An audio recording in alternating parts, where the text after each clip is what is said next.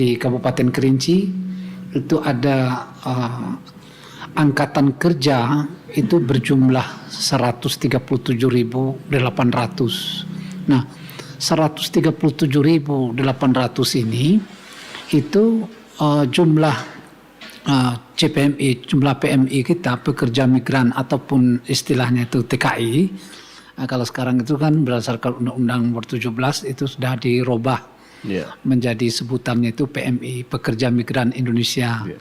Nah, itu kami telah melakukan MOU dengan BP2MI pusat itu. Jadi di saat telekonferensi ataupun memberikan release press bahwa tenaga kerja kita yang ada di luar negeri pada saat MOU itu 3.436 orang. Kemudian itu di tahun 2022 yang lalu.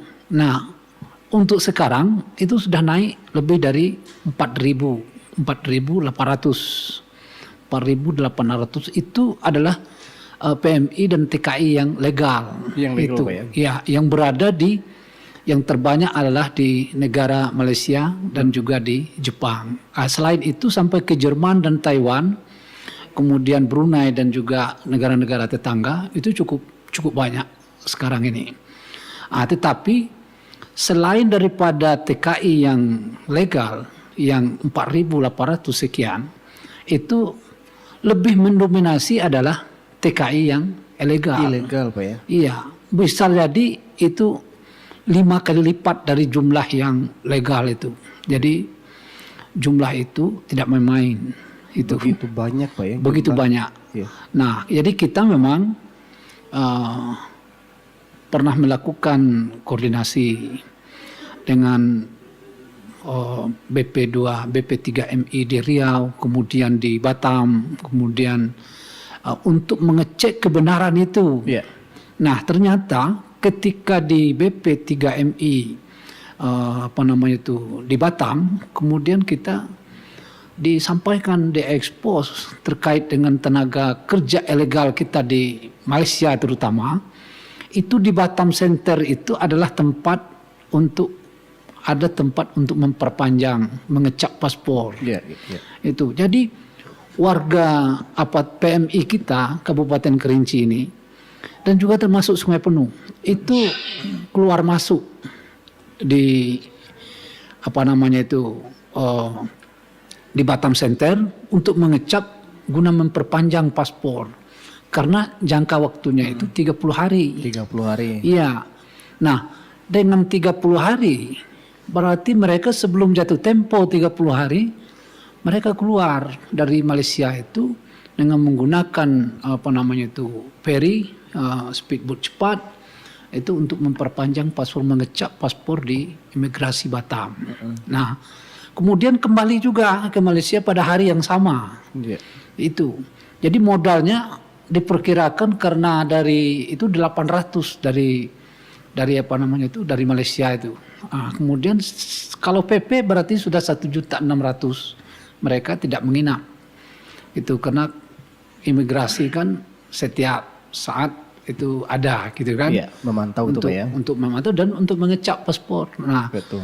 Itu adalah salah satu bentuk TKI atau PMI yang ilegal. Yeah. Kalau memilih ilegal itu tidak ada pelatihan. Ya, yang yang legal maksudnya, Pak. Kalau yang legal pasti, karena untuk mengupload berkasnya itu kita mengupload sertifikat yang mereka dapatkan. Nah, untuk keberangkatan dan mengisi job order itu pelatihannya macam-macam. Ya. Itu kita upload itu kemudian ke pusat, kemudian disetujui, kemudian mereka boleh diberangkatkan, dipersiapkan untuk. Ini berapa lama, Pak, proses pelatihannya?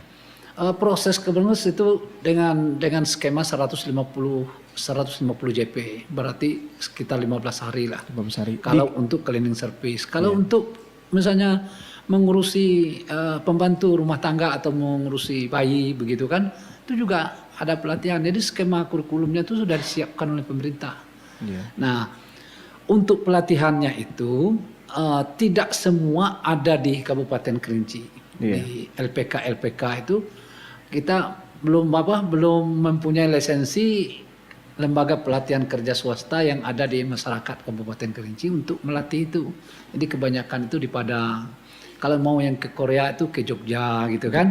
Iya, jadi ada tuh warga kita dari Sungai Medang gitu kan. Nah, kemudian juga dari Kayu Aro itu baru nyampai kemarin minta diproses mau ke Taiwan. Jadi bermacam-macam itu yang legal itu. Yang ilegal kita tidak tahu, tetapi kita mengetahuinya adalah lewat BP3MI, BP2MI, BP3 dan BP4MI.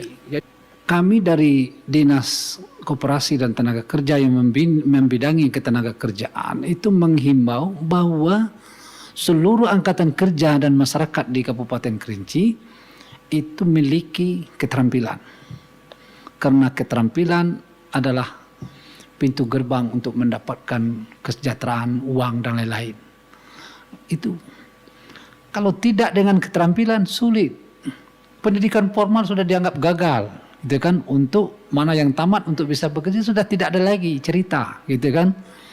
Jokowi mengambil suatu kebijakan bahwa pendidikan vokasi adalah menentukan untuk masa depan angkatan kerja dan generasi muda.